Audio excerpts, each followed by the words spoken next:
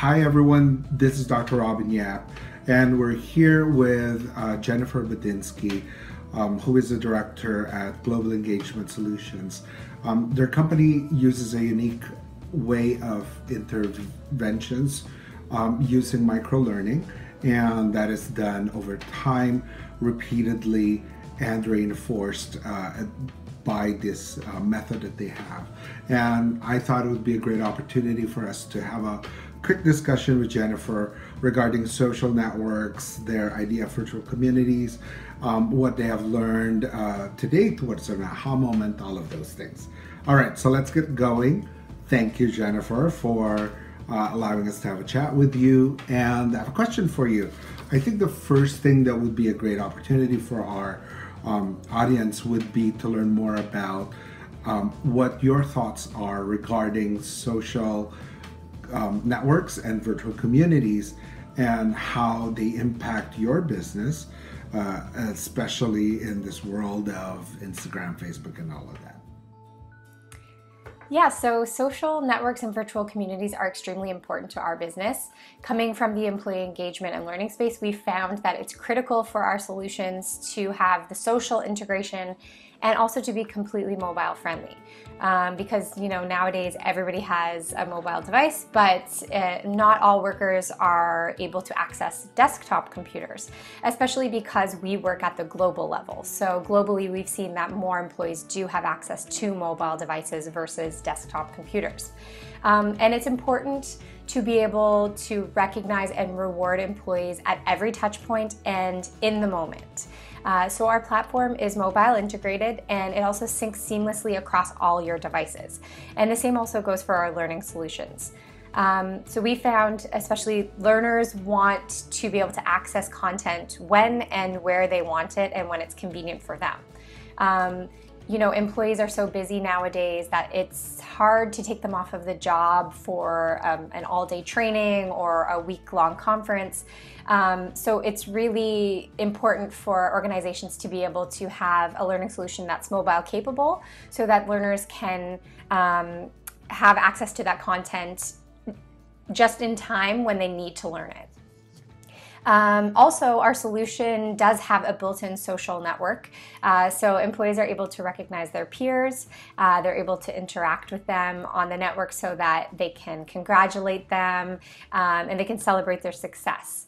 So this is very important because it helps to drive an atmosphere of friendly competition.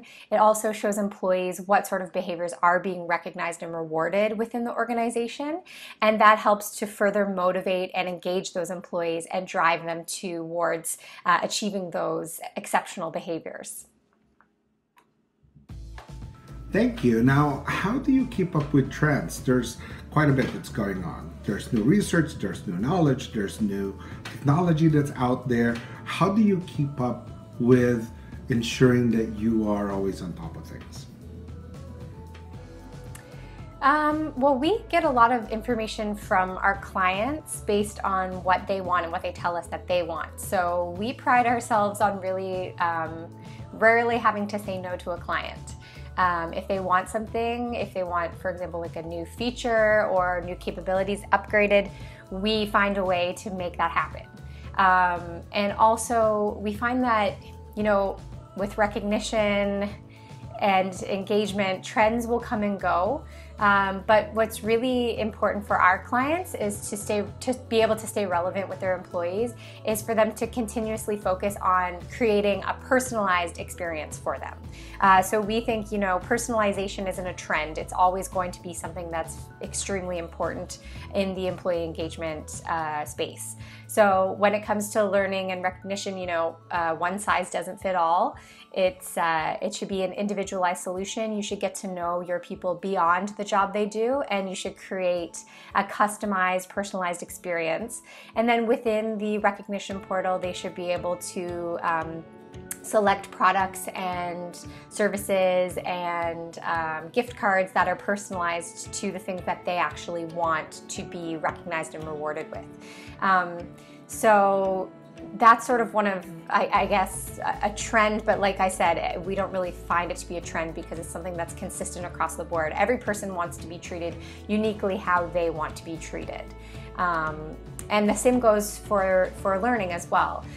You know, it's really important for managers to get to know their people, to get to know what drives them and how they want to grow and develop within the organization, and create a personalized plan of how they will grow within that organization, and provide them with one-on-one feedback and coaching in order for them to become more engaged and to grow within that organization.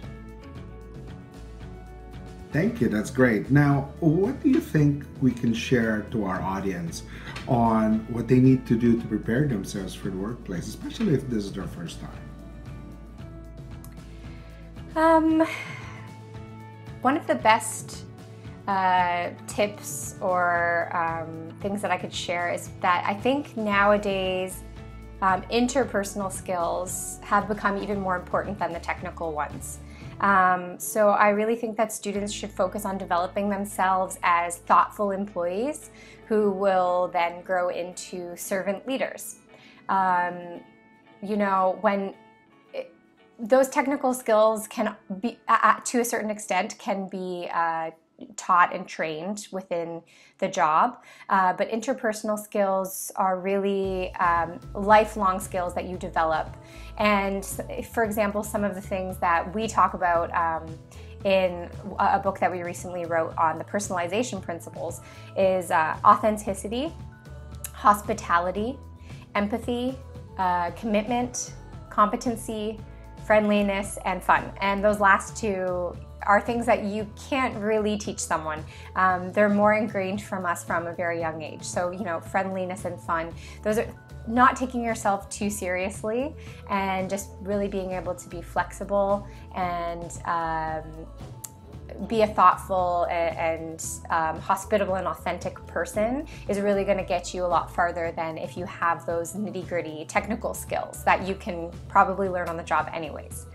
And then another thing is that as you grow and develop into leadership positions, I think it's really important to make it a priority to focus on being an egoless leader, or what we call a servant leader, for your employees. And this means leaving your ego at the door and really focusing on how you can remove obstacles that are in the way of your employees creating an exceptional experience. And by doing this, it's going to really create better internal service cooperation within your organization, and then that's going to extend to your customer experience. Because what's being felt on the inside of your organization can be felt on the outside by your customers. So if you really focus on being a servant leader and on how you can create that exceptional experience for your employees, that's going to translate into loyal, engaged employees and customers that will stay longer, they'll buy more products, and they're going to positively tell others about your organization. And so that's really going to impact your bottom line. And I just think that all of these things really stem from those interpersonal skills. So that's something that students should really think of focusing on. All right, this is great. Now, it's always wonderful to learn from our experts in the business on what your aha moment, what is it that you have learned so far that you thought, I haven't thought of that or learned from that, and this is something new. What is it we can share to our audience? So a big aha moment that occurred for our business, it really came from feedback from our customers. Like I mentioned before, you know, we're really always growing and developing based on feedback from our customers. So, you know, organizations were finding, their employees were saying that they didn't feel like they were getting the true value of their recognition points in our online redemption portal. And at this time, that's because we had an embedded margin business model, which, so basically the administrative costs of running the program were rolled into the costs of a point. So for example, 3 points might only be worth $1 in the portal. And this meant that essentially employees were paying for the cost of the program with their own recognition points. So we took this feedback very seriously and we completely shifted our business model to what it is today, which is a software as a service model. So now organizations pay a monthly fee per user, and employees redeem their points at cost. So for example, now when an employee earns 50 points, that's worth $50 in the portal. So this subscription fee, it really aligns with both our interests and the client's interests. And the focus then, it got to shift to the success of the program and driving a higher utilization of the program, and not on figuring out ways to ship a high volume of overpriced products and rewards, because employees were going into retail stores and seeing these products were significantly cheaper to buy at retail cost under the embedded margin. So when we shifted to the software as a service, they really found that the value was there in the points that they were redeeming for the products. And then the benefit to the organization is really that the greater number of people that are engaged in the recognition program, and the more redemptions and more frequently that those people engage, then the lower the cost is per interaction. So it actually can overall lower the cost and the utilization of the program. And also providing this clear and transparent pricing for the program, it took the focus off the pricing and it put the focus on driving results together. And so employees felt more motivated and felt more value out of the program, because they felt like the rewards that they were getting were really truly valued at what they had earned. So yeah, that was a big shift in our organization, and it's been great ever since. Thank you so much, Jennifer, for all the insights and your thoughts around the topic that I post. And for everybody else, don't forget to subscribe, as well as learn more about other videos and interviews that I've done in the past with wonderful people like Jennifer. All right, have a great day. See you later.